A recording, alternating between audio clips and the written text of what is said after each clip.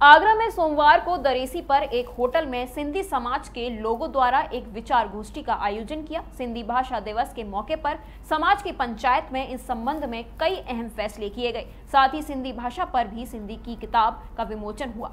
सिंधी भाषा का अधिक से अधिक प्रचार प्रसार हो, इसके लिए समाज के हर घर में सिंधी भाषा बोली जाएगी। समाज के बुजुर्ग बच्चों को सिंधी भाषा और सिंधी संस्कृति के उत्थान के लिए प्रेरित करेंगे। इन सब बातों पर विचार विमर्श किया। सिंधी भाषा दिवस के मौके पर समाज की पंचायत में इस संबंध में कई अहम फैसले किए गए। साथ ही सिंधी भाषा पर सिंधी किताब का विमोचन किया।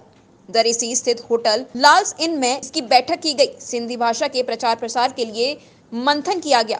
इसमें समाज से प्रबुद्ध जन मौजूद रहे। बैठक में इस बात पर चिंता व्यक्त की गई कि सिंधी भाषा को अपनों की वजह से नुकसान हो रहा है। हम अपनी भाषा को नजरअंदाज कर देते हैं, अपनी बोली से दूरी बना ली है। इस वजह से युवा पीढ़ी अपनी संस्कृति से दूर हो रही है। इससे सिंधी संस्कृति पर भी आंच आ रही है। इसलिए सिंधी भाषा और संस्कृति को संभालने की बहुत जरूरत है।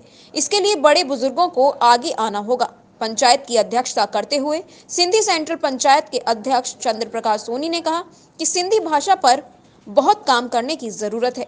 आज की पीढ़ी ने सिंधी भाषा से दूरी बनाई है, जो इसके लिए कहीं न कहीं वरिष्ठ पीढ़ी के प्रयासों की कमी बड़ा कारण है। अब इसके लिए अनुभवी व वरिष्ठ पीढ़ी को आगे आना होगा। नई पीढ़ी को अपनी भाषा की अहमियत समझानी होगी। 10 अप्रैल को 1967 में 8वें अनुच्छेद में सिंधी भाषा को दर्जा मिला था। उसी कड़ी में हम ये सिंधी भाषा दिवस मनाते आए हैं और आज उसी कड़ी में भारतीय सिंधु सभा और सेंट्रल पंचायत इस संगोष्ठी कर रही है, जिसमें हम सिंधी भाषा का विस्तार किस तरीके से और बढ़ाया जाए, क्योंकि सिंध तो हमारे पास नहीं रहा, परिस्थितियों वश सिंध उधर चला गया है, जो अखंड भारत का एक हिस्सा था। वर्तमान में एक भाषा ही है जो हमारे पास रह गई है।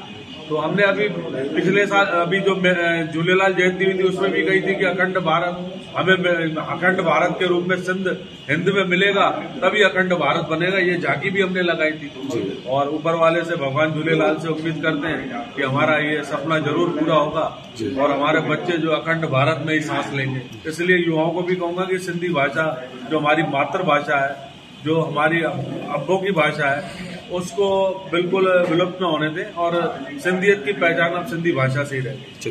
घनश्याम दास देवनानी ने कहा कि नई पीढ़ी को भी समझना होगा कि अपनी भाषा और संस्कृति को मिटने ना दे। कोई भी भाषा बोलना बच्चा अपनी माँ से सीखता है। घरों में जब माँ अपने बच्चे को सिंधी सिखाएगी, तभी वह सिंधी भाषा का महत्व समझेगा। आज सिंधी दिवस के उपलक्ष्य में एक संगोष्ठी है, जिसमें प्रमुख लोगों को सिर्फ बुलाया गया है और इन्हीं के माध्यम से पूरे समाज में एक विचार रखा जा रहा है कि किस प्रकार से हम अपनी भाषा साहित्य की सुरक्षा कर सकते हैं। मैं आपको बता देना चाहता हूं कि अखंड भारत में जितने भी आक्रमण हुए वो पश्चिमोत्तर द्वार से ही हुए, चाहे वो अरबों ने किए, किसी और ने किए। तो उन आक्रमणों को सिंध प्रांत ने अपने ऊपर झेला और अंतिम राजा हमारे दाहिर सेन हुए, जिन्होंने वीर गति को प्राप्त की। हिंदू राजा थे। उसके बाद वहाँ पर 3 भाषाएं सिंधी के लिए चलती थी। एक गुरमुखी भाषा, जो कि गुरुमुखी भाषा होती है, वो लिखावट पंजाबी की होती है लेकिन भाषा उसकी सिंधी है। एक सराय की भाषा, जो वहाँ अभी तक भी पाकिस्तान में चल रही है। तीसरी भाषा होती थी हटवाण की।